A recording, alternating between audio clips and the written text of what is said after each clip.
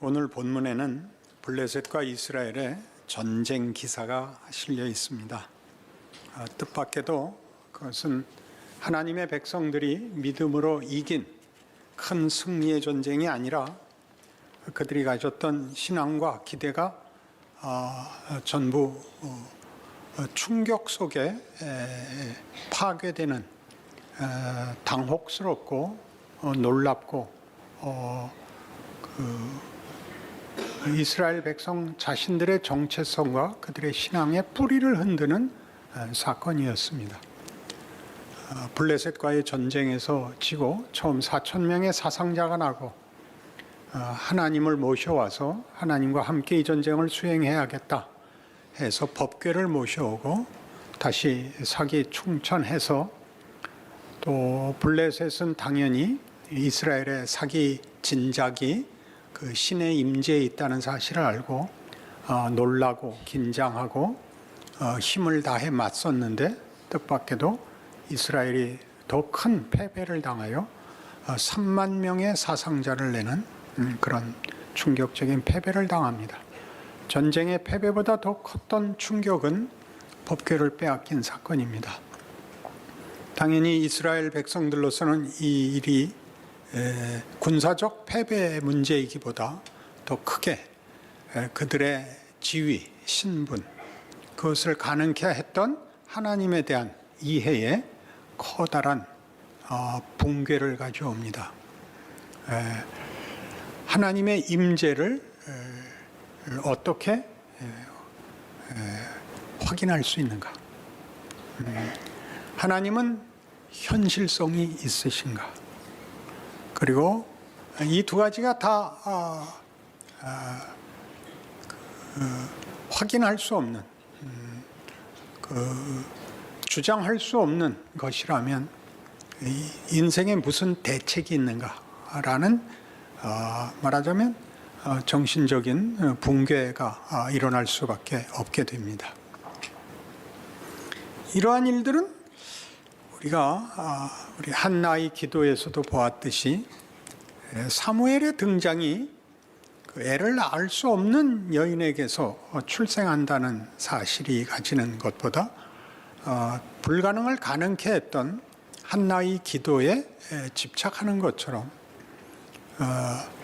구약에서 이러한 우리가 이해할 수 없는 믿음의 그 혼란이 일어나면 그 책임을 전부 당사자들, 기도해야 됐고 믿음이 더 좋아야 했던 자들의 실패로 쉽게 해석하는 바람에 오늘 우리에게 일어나고 있는 이해할 수 없는 신앙의 현실들을 사실은 직면하지 못하게 했습니다.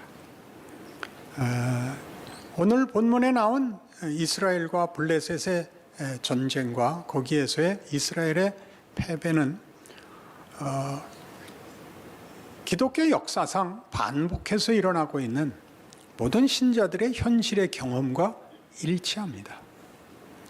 우리도 예수를 믿고 그 은혜를 감사하고 믿음을 가지고 헌신하고 열심을 내지만 뜻밖에도 우리의 기대와 우리가 자신 있어 하는 식으로의 답이 거의 주어지지 않습니다. 여러분 스스로가 사실은 이 사무엘상 4장에 나타나는 이스라엘의 패배와 거의 일치하는 현실을 살고 있고 경험했었을 텐데 여러분들이 그런 일들은 다 자기에게 어떤 잘못이 있기 때문이라고 그렇게 치부하고 그냥 넘어오고 있을 것입니다. 왜냐하면 답이 없기 때문이죠. 제랄드 스위처라는 사람이 쓴 하나님의 뜻이라는 책이 있습니다. 꼭 한번 읽어보기를 권합니다. 저자인 스위처는 목사로서 어느 집회에 온 가족과 함께 다녀오다가 밤중에 귀가하던 길에 도로에서 교통사고를 당합니다. 술 취한 운전자가 중앙선을 넘어와 이 목사님의 차를 받는 바람에 현장에서 어머니와 아내와 두 아이가 죽습니다. 그리고 자기와 두 아이만 살아남죠. 이해할 수가 없었습니다. 어떻게 이렇게 좋은 일 하고 오는 목사의 집안이 술 먹고 운전한 사람에 의해서 박살이 날 수 있는가? 하나님은 뭐 하고 계셨는가? 제일 이해할 수 없는 일이었다고 밝히고 있습니다.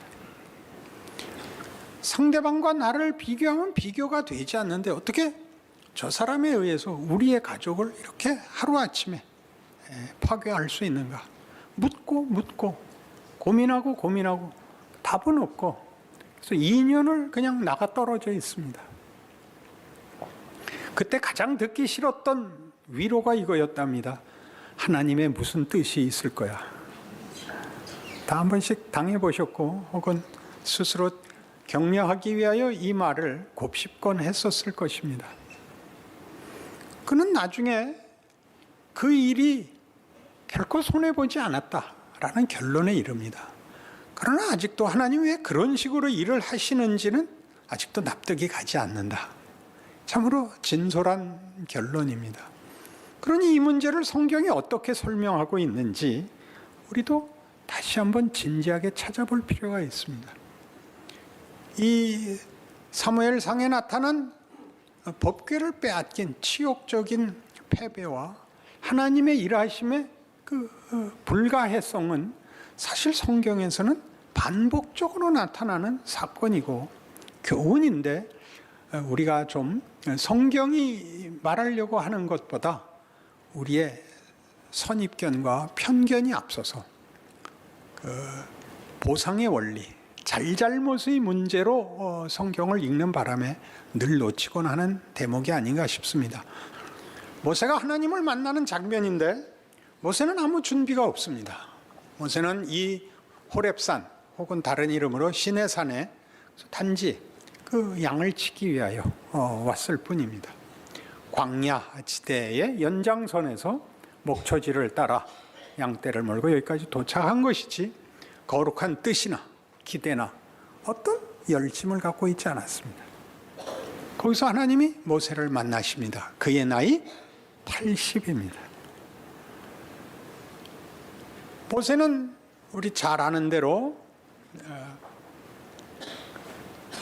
이스라엘이 애굽의 노예로 살던 말년에 태어났고, 그때 이스라엘의 인구가 늘고 세력이 커지는 것을 두려워하여 애를 낳았을 때 남자아이면 죽이라는 살벌한 그 명령이 시행되던 때에 태어나서 어머니의 기지로 나일강에 버려지고 바로의 공주가 그를 주소 바로의 궁에서 왕자로 큽니다.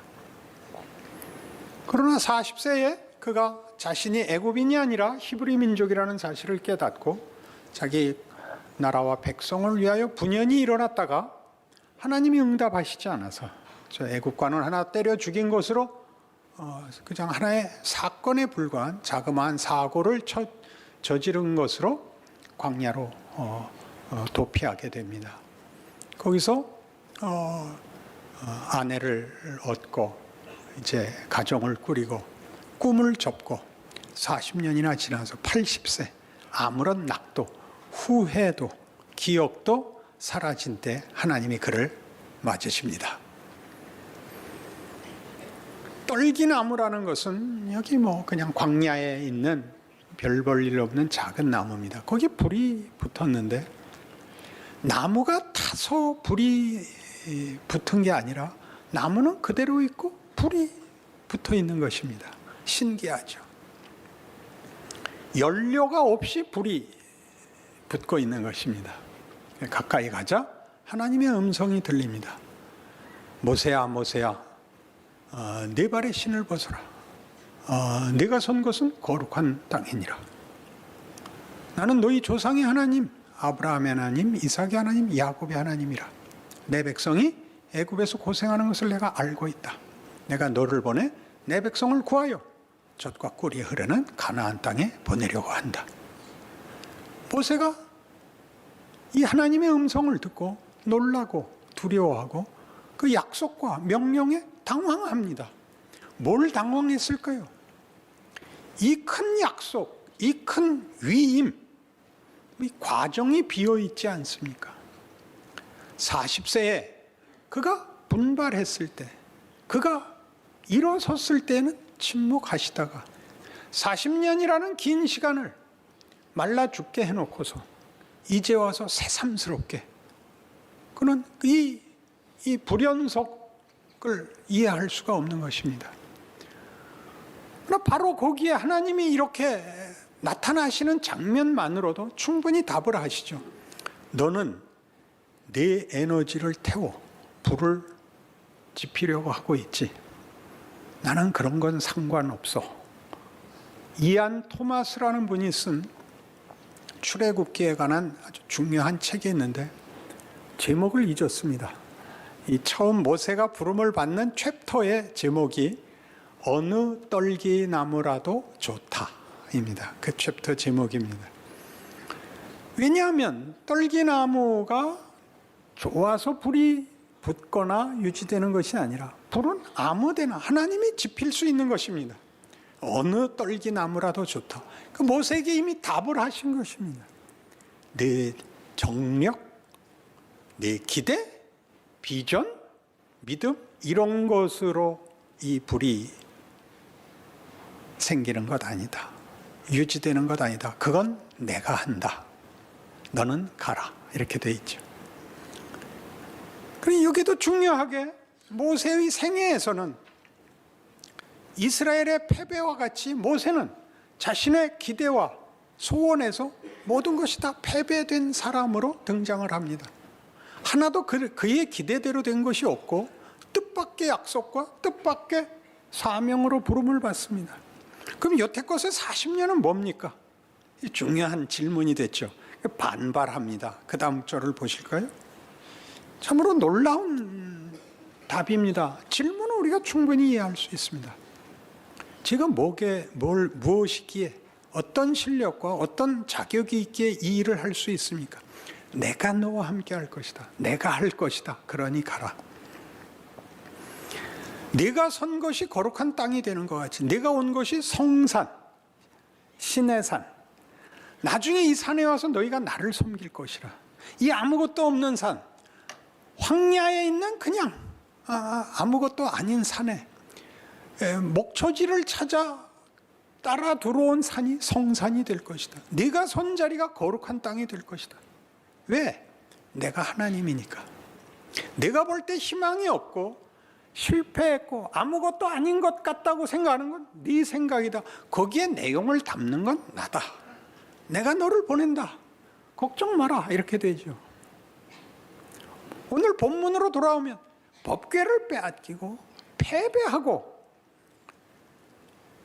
그 자리에서 홈리와 비느하스가 죽고 시아버지 엘리가 그 소식을 듣고 의자에서 떨어져 목뼈가 부러져서 죽고 비느하스의 아내가 애를 낳다 죽고 그래서 그 아이의 이름을 이가봇이라 영광이 떠났다.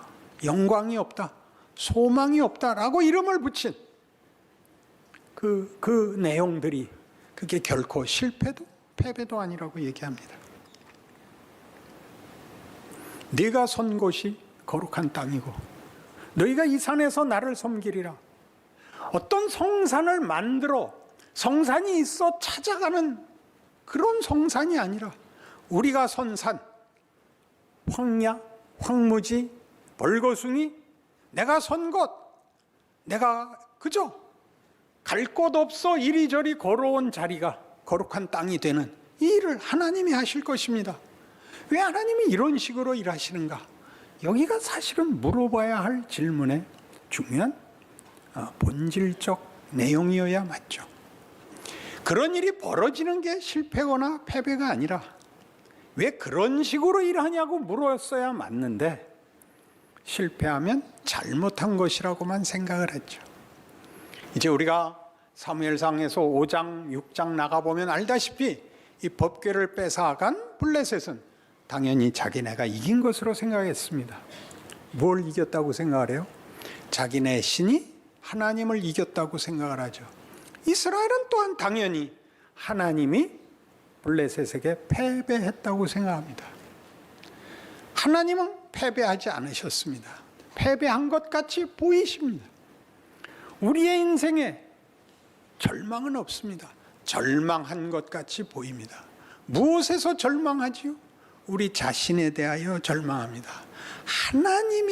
하나님이 한계가 드러나는 것이 아니라, 하나님의 외면이나 하나님의 능력의 한계가 있는 것이 아니라 우리의 한계를 보는 것이 우리가 인생에서 겪는 패배요, 실패요, 절망입니다. 기도란 한나가 그랬듯이 일어날 수 없는 자리에서 하는 것 아닙니까? 기도의 응답은 일어날 수 없는 답이 오는 것 아닙니까? 여러분은 뭘 해달라는 겁니까? 능력 있는 사람을 만들어 달라는 거 아닙니까? 하나님이 주시고 싶은 것을 해 주십시오라고 기도하는 자리에 오지 않고, 내가 유능한 사람이 되고 내가 우월한 사람이 되고 내가 분명한 사람이 되게 해달라는 것 아닙니까? 그렇게는 안 한다. 이스라엘의 패배입니다. 법궤를 빼앗길지언정. 굉장한 사건이죠. 스스로 있는 자라는 하나님의 이 이름은 우리 여호와라는 이름의 그 내용입니다. 스스로 있는 자, 독립적이고 완전하신 분입니다. 하나님이시기를 외부적 조건에 의해서 방해받지도 도움을 받을 필요도 없는 분, 하나님이기를 중단하실 수 없는 분. 이 세상에 일어나는 어떤 일도 존재와 사건과 경우가 다 그의 통치 아래 있는 분입니다. 그러니 우리가 늘 하나님이 내 기도를 듣지 않으신다, 나를 기억지 않으신다라고 말하는 건 우리식 표현에 불과한 것입니다. 하나님은 하나님이기를 중단하지 않으셨습니다. 이런 문제는 훨씬 성경에 많이 반복적으로 등장을 해서 사무엘상 4장 사건에서의 이스라엘의 패배가 이스라엘에게 충격으로 왔던 것 같이 우리 신자들이 현실 신앙생활 속에서 우리가 늘 하나님이 나를 잊으셨고 내 신앙에 어떤 중대한 결함이 있는 모양인데 무엇 때문인지는 모르겠는, 그래서 그저 체념하고 사는, 포기하고 사는 우리의 현실을 그대로 성경이 담아내고 있습니다. 이미 있었던 사건에서, 역사 속에서 우리가 주의 깊게 살피지 않아서 오늘 우리의 문제를 성경이 이미 다루고 있다는 것을 알아야 되고, 그때도 하나님이 일하고 계시다는 사실을 알아야 됩니다. 무엇을 하시는가 알아야 됩니다.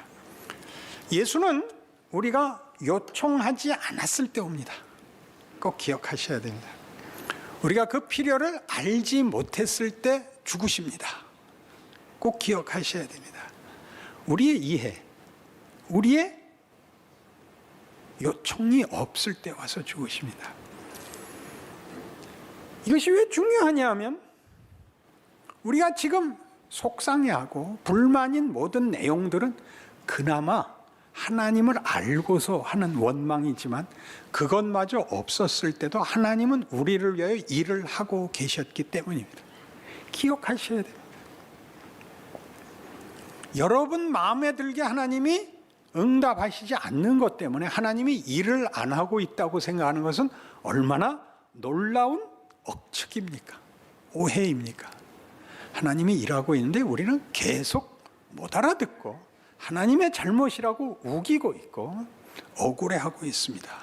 그래서 어떤 일이 생기느냐? 실제로의 신앙생활을 할 틈이 없어집니다. 원망하고 분노하느라고. 예수 믿는 성도들의 현실 속에 제일 문제되는 게 뭐냐? 그날 하루를 신자로 살 기회를 이런 일들, 원망과 분노로 넘어가 버리는 것. 그래서 하루도 신자 노릇 할 틈이 없는, 이것이 제일 손해입니다. 예수는 이렇게 오십니다. 그리고 우리 손에 죽임을 당하십니다.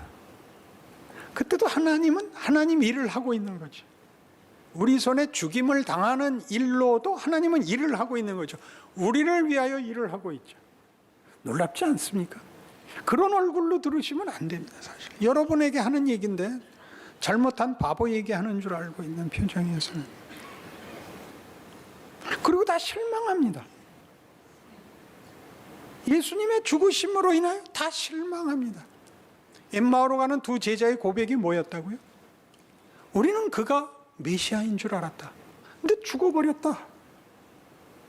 우리는 법궤가 오면 하나님이 우리 편을 들고 승리를 줄 것으로 생각했다.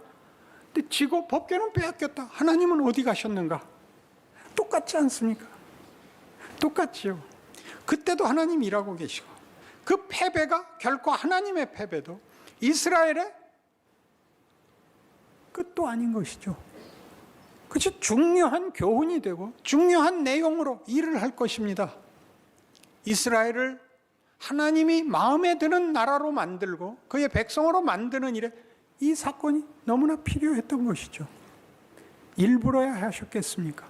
그러나 이스라엘의 성숙도나 내용상의 어떤 왜곡을 고쳐내기 위해서는 하나님이 이 당신의 수치를 감수하시는 일을 하셔야만 됐었던 것입니다. 그것은 나중에 바벨론 포로로 더 극적으로 더 크게 드러납니다. 성경에 수없이 우리가 봐서는 이해되지 않는 하나님의 패배가 드러납니다. 우리를 위하여 패배를 감수하시는, 아니 죽음을 감수하시는 하나님이라고 성경이 그토록 얘기하는데 우리는 알아듣지 못해서 우리 인생에서의 어떤 불만들을 전부 하나님의 패배, 어떤 신앙의 실패라고만 생각을 하지, 그것이 하나님이 일하시는 방법 중에 하나, 가장 중요한 내용을 담는 방법 중에 하나라고는 깨닫지 못합니다. 제자도도 이렇게 되어 있지 않나요? 마태복음 16장 24절이 뭐죠? 아무든지 나를 따라오려거든 자기를 부인하고 자기 십자가를 지고 나를 쫓을 것이니라. 그것을 이런 말로 대치해버렸죠.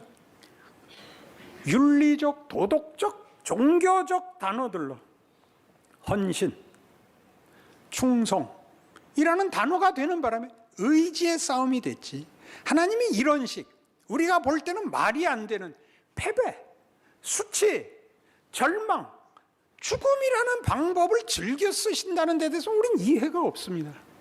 그러니까 무슨 어려운 일이 생기면 입을 다물어 버리는.